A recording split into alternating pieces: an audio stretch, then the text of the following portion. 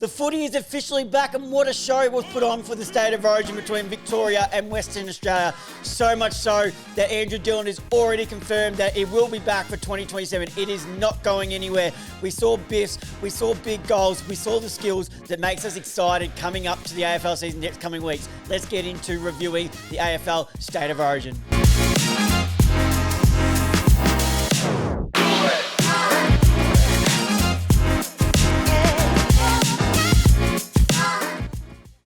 Hello everybody and welcome back to the Up the Guts channel, and wow, what a little teaser to the season of AFL that is coming up, opening up with State of Origin.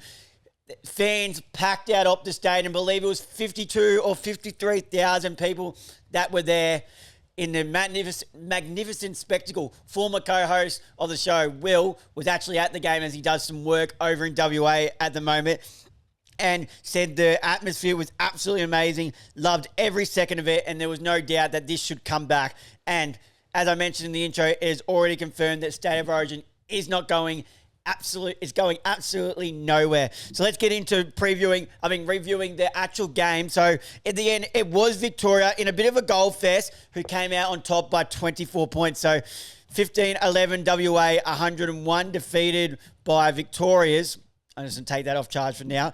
Victoria's 18-17, 125. We saw some big goal kickers for some key forwards. Jesse Hogan kicked 5 and was named best on in favour of the WA side. So I can't remember what the medal was.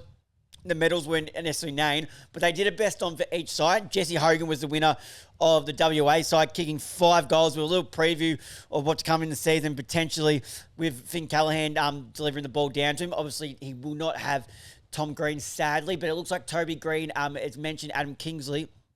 Adam Kingsley has mentioned that Toby Green's been playing a bit more midfield than he has been lately. So it's something to look forward to for the Jerry West season with Hogan kicking 5, but thoughts go out to Tom Green. It's said it's probably an ACL, which would rule him out for the season, so not a good start there.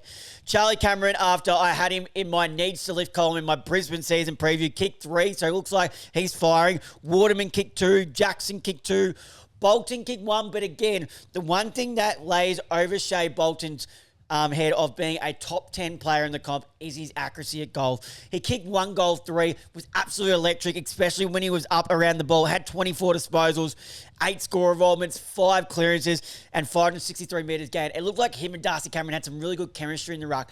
But what is stopping Shea Bolton from being in the upper echelon of this competition is his goal kicking.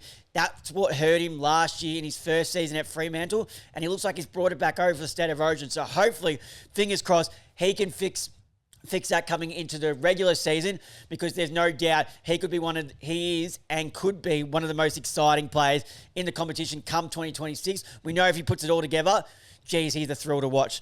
So Shea Bolton with the one there. Chad Warner kicked the first goal of the game, and WA came out and kicked first 2 goals, and we thought, oh geez, they might be on here, because all the talk about was, and rightfully so, was how strong of a midfield Victoria was. It was ridiculous. But straight from centre bounces, the first 2 goals came from WA. So they put it on notice, hey, they might have all the X factors, but we're here to fight. And Bradley Hill also kicked the other goal. Bradley Hill was actually quite impressive as well. He also, along with his goal, he also had 26 disposals. I thought he was fumbly at times, but then worked himself into the game. Just his hard running that he's really known for. At 85% efficiency, 26 disposals, a goal, and 7 score involvements. As for the Victorians, Ben King, who was a late call-in after Jeremy Cameron this week or last week, as Jerry Cameron ruled himself out, was the main target down there, and he looked really good. Backing up his 70-plus goal season last year for the Gold Coast Suns, looks rearing to go. He kicked 4. McCluggage played a bit more forward and then rotated for the midfield with the amount of midfielders that the Victorians had. He kicked 2. Toby Green kicked 2 and also had 20-odd touches, and I think he had 20-odd touches and took 11 marks. He was a real threat. It was a real battle between him and teammate Sam Taylor. Dangerfield kicked 2, playing majorly as a forward. It was a real threat, setting up some goals down there as well. Zach Merritt played a bit of half forward, bit of midfield. He kicked 2. Nick Dacos, Bailey Smith, Bontempelli, Sarong, Cherry and Butters were all the single goal kickers for the Victorians. Disposals of WA leading the way was Jordan Clark off that half-back line after his All-Australian season last year. He had 27 disposals, 9 intercepts, 8 rebound 50s, and 586 metres gained. We mentioned Brad Hill. He had the second most. Bolton we also mentioned, and Rivers also had 24 playing predominantly as half-back. Hopefully he can make that step into the midfield for Melbourne this season after the loss of Chris Matraka and Clayton Oliver. And there was some big disposal getters for the Victorians and Hugh House, and this bloke was robbed of the best on ground, really. It probably won't matter as much, but he was no doubt the best on the game, best on ground, sorry. Had the ball on a string, had so much impact. That's Nick Dacos doing what Nick Dacos does best. 38 disposals, 1 goal, 7 clearances, 5 tackles, 4 direct goal assists, 13 score of goals and 679 metres gained. Geez, it's starting. Looks like Nick Dacos is in full flight after a bit of someone thought an injury scare at training. Looks to be all good though. I'd imagine he'll have a lot of tag coming his way. There was no doubt there was going to be no tag coming to a State of Origin. It was just going to be let everyone and let the best go at the best and see who comes out on top. Bontempelli had 30 disposals to go along with a goal, 10 marks, 8 inside 50s, 15 score runs, and 542 metres gained. Butters had 27 and looked like he wanted to fight anyone within his region, anyone and everyone. It was funny to watch, starting a lot of biffs. And I remember the first biff that happened at I think it was the WA centre half forward line.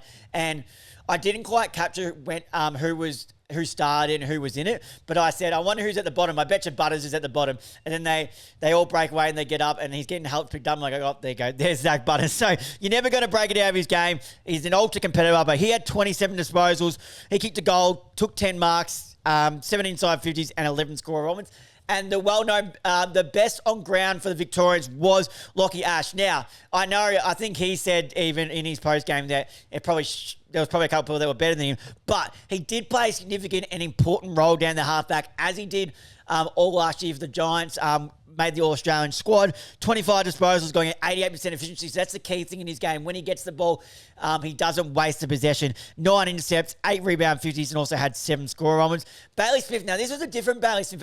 This was a Bailey Smith who was using the ball really well. So he had 25 disposals, 84% efficiency. Now, you might think, okay, maybe he was just handballing. No, he had 13 kicks and 12 handballs. So pretty evenly spread across. And that was one thing that was a downfall. And even he said it after games last year, Bailey Smith, was he butchered the ball a bit too much.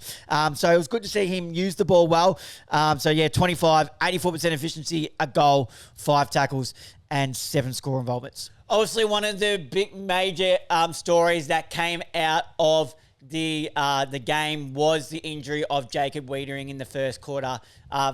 In a marking contest, Sam Collins and Mitch Georgiades falling on top of him, having to be stretched off. There was concerns and he was knocked out straight away. He was out on the ground. There was concerns around his neck, possibly his shoulder, and possibly in ribs. And he was sent to hospital. And I can confirm today that Carlton superstar Jacob Wiedering is reported that has escaped major injury with the Blues, confirming the defender has been discharged from hospital ahead of further assessment.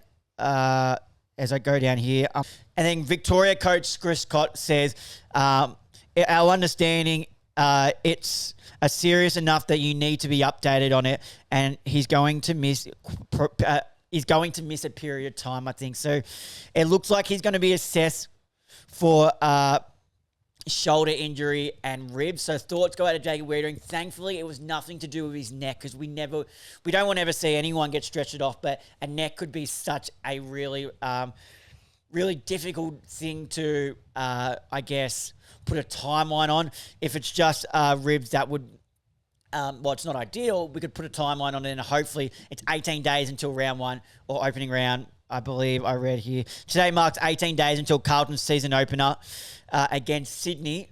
So he'll be a race against the clock to play for that, as Jacob Wiedering would be the matchup for Charlie Curnow. If he's not there, Charlie Curnow could come back against his old team and kick a bag. There was some other slight injuries. If we have a look, Sam Taylor went off with hamstring awareness. Nothing out of that. It'll be a watch on that in the weeks to come. It says Brownlow medalist Matt Rowell was sidelined during the game with finger injury, and Cal Archie also was withdrawn with a hamstring and with minor concerns. As for the game itself, I thought it was a massive hit. I loved watching the best players go out and go against each other, especially with like a Cripps who normally plays for Carlton, blooding it out for his WA. So team and watching the best players come together to verse each other, but also play as a team with Dacos, Smith, Holmes, you had Butters, all them running for the midfield. It was such a great watch. And yes, it is. I know I said it would be back for 2027. I wonder if it's just going to be a one-off game, if Victor and WA are going to go at it again, if it will be because Victoria won Vic in South Australia, something like that, or if they do a two-way. I'm not sure, but I'm excited. I think it had everything. It had the biffs. The question was they going to be cared about as much? Were the players going to care with the risk of how close it is to start the season? And there was no doubt they were frustrated with that comment. They come out and said that, and there was no doubt they cared on this game. So what a great sight it was to see. The talk was the high scoring would be like an NBA All-Star, but I think it had a little bit more than an NBA All-Star because they were still bashing and crashing and going hard for that footy. It was such great to see. State of Origin is here to stay, and I absolutely love it. There you have it, guys. There is my recap of the State of Origin game. Thank you, guys, for watching along. If you're watching this on YouTube, please make sure to leave a like and comment on this video. Hit that subscribe button, turn the notification bell on. Let me rewind back to it. The algorithm lately on YouTube is going nuts with likes and comments. So I can't stress enough to please leave a like and comment if you do enjoy this, so we can get this out to more listeners, as there'll be plenty more content coming as the season comes in to go. I've got 2 more season previews to do, West Coast and Western Bulldogs. Then we'll start doing some more interesting videos before the season starts. But I will also have this available via audio on Spotify and Apple Podcasts. So if you're listening to this via audio right now, please make sure to leave a like and comment on this episode. Hit that follow button. Turn the notification bell on so you're notified whenever we upload. Share it off to a friend. And please remember, guys, like and comment to the YouTube, but with the Spotify and Apple Podcasts, please make sure to leave a 5-star rating on the show if you do enjoy the show, as that does help push our reach out there. Thank you guys for watching and listening along. And until next time, I'll see you guys then.